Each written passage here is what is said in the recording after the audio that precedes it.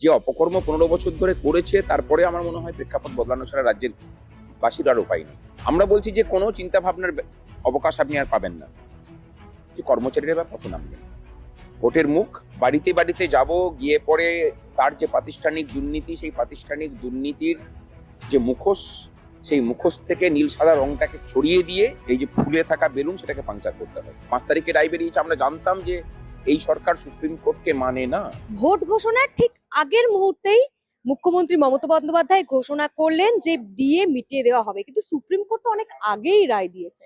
তাহলে সেই রায় মেনে কেন রাজ্য সরকারের অর্থ দপ্তর আগেই নোটিশ জারি করেনি, নোটিফিকেশন জারি করেনি? এই প্রশ্ন কিন্তু উঠছিল আগে থেকেও। আদালতেও যাচ্ছিলেন কর্মচারীরা। আমি রয়েছি সংগ্রামী যৌথ মঞ্চের, রয়েছে সেখানে ভাস্কর ঘোষের সঙ্গে কথা বলবো। কি মনে করছেন আপনারা, কোথাও গিয়ে কি ভোটকে পাখির চোখ করেই এটা কোথাও গিয়ে আপনাদেরকে একটা টোপ দেওয়া হলো? কারণ আপনারাই তো ভোটটা পরিচালনা করেন, বিভিন্ন দায়িত্বে থাকেন। আসলে এখানে যদি কিন্তুর কোনো জায়গায় নেই, মানে এটা একদম নিশ্চিত। যদি সদিচ্ছা থাকতো তাহলে সেই সদিচ্ছার বহিঃপ্রকাশ আমরা ৫ তারিখে যখন রায় ঘোষণা হলো সুপ্রিম কোর্টের ৫ই ফেব্রুয়ারি, তার পরেই সরকারি বিজ্ঞপ্তি দেখতে পেতাম যে আমরা রায়টাকে মেনে নিচ্ছি। তার পরিবর্তে মুখ্যমন্ত্রী বলেছেন কি যেটা সাবজুডিস ম্যাটার। তারপরে আমরা অবাক হয়ে দেখলাম যে সুপ্রিম কোর্ট যেখানে বলল ১/৪/২০০৮ থেকে ৩১/১২/২০১৯ পর্যন্ত যে এই যে সময়কাল, এই সময়কালের মধ্যে যে বকেয়া, সেই বকেয়া 25% ইমিডিয়েটলি মিটিয়ে দিতে হবে, বাকিটা কমিটি ঠিক করবে, সেই অনুযায়ী তারও প্রথম কিস্তি ৩১শে মার্চের মধ্যে মেটাতে হবে।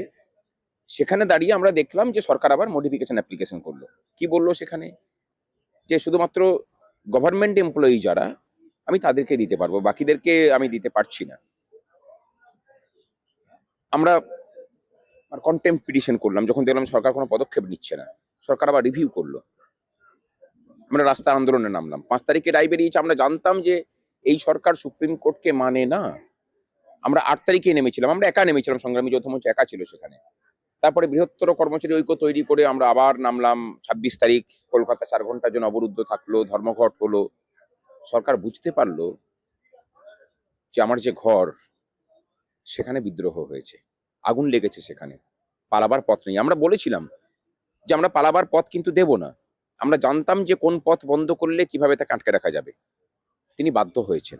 তড়ি ঘড়ি করে কোনো সবকিছু রেডি না করে, অবশ্য তাকে মানে বদ পরামর্শ দেওয়ার লোকের অভাব নেই, সেটা আমরা এই নোটিফিকেশনটা দেখেও বুঝতে পারছি।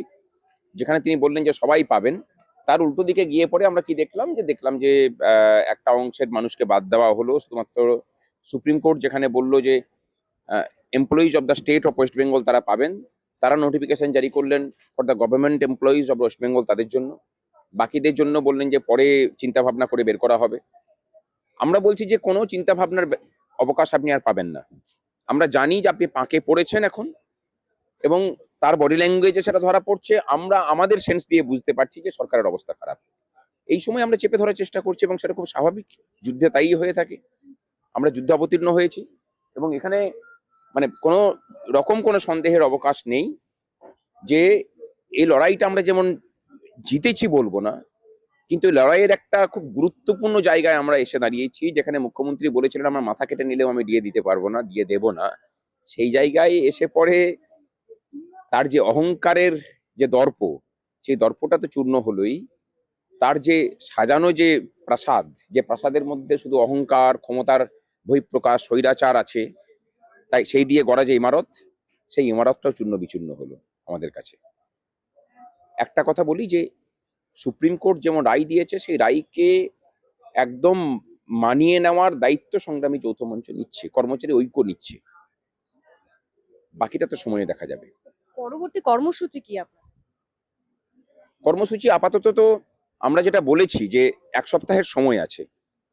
আপনি ওই যে ইম্পিড অ্যাপ্লিকেশন মানে মডিফিকেশন অ্যাপ্লিকেশন, সেই অ্যাপ্লিকেশনকে প্রত্যাহার করতে হবে সুপ্রিম কোর্ট থেকে। যে রিভিউ পিটিশন করেছেন, সেই রিভিউ পিটিশনকে উইথড্র করতে হবে, এবং ১ সপ্তাহের মধ্যে ম্যাচিং অর্ডার বের করতে হবে প্রত্যেকটা ডিপার্টমেন্টের। এবং তাছাড়া যেভাবে পেনশনারদের এবং গ্রুপ ডি কর্মচারীদের বলেছেন যে টাকাটা অ্যাকাউন্টে দেওয়া হবে, ঠিক একই রকম ভাবে গ্রুপ সি, গ্রুপ বি এবং গ্রুপ এ কর্মচারীদেরকেও টাকাটা অ্যাকাউন্টেই ব্যবস্থা করতে হবে। এর পিছনে আমাদের যুক্তিও আছে।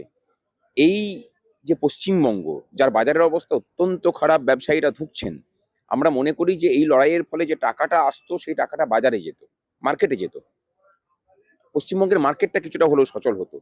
সেই জায়গা থেকে ব্যবসায়ীদিকেও মানে বঞ্চিত করা হলো আর কি। আমরা চাই যে টাকাটা মার্কেটে ফেরানোর ব্যবস্থা করুক সরকার।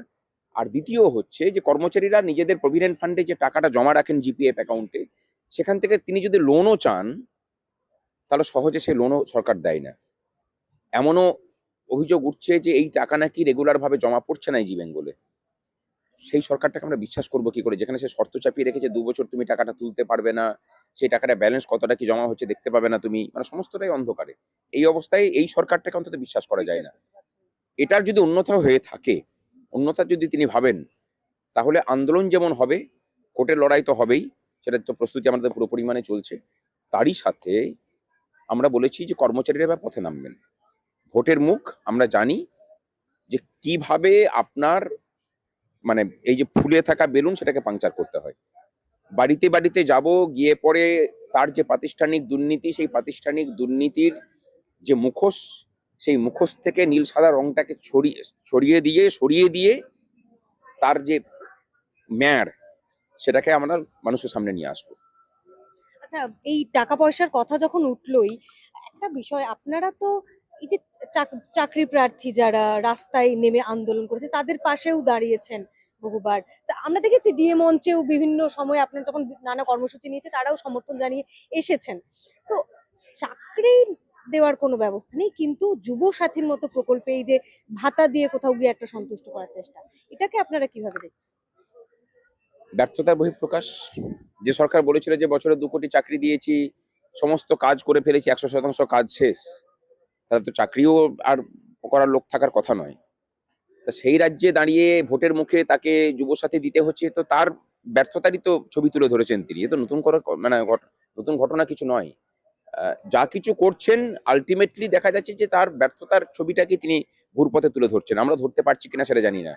যুবসাথীর তার ক্যালকুলেশন ছিল যে 10 লাখ মতো আবেদন পড়বে, সেটা দেখা যাচ্ছে প্রায় 90 লাখ মতো আবেদন পড়েছে। মানে এত বেকার আছে পশ্চিমবঙ্গে। এই জায়গা থেকে ফেঁসে গেছে সম্পূর্ণটাই।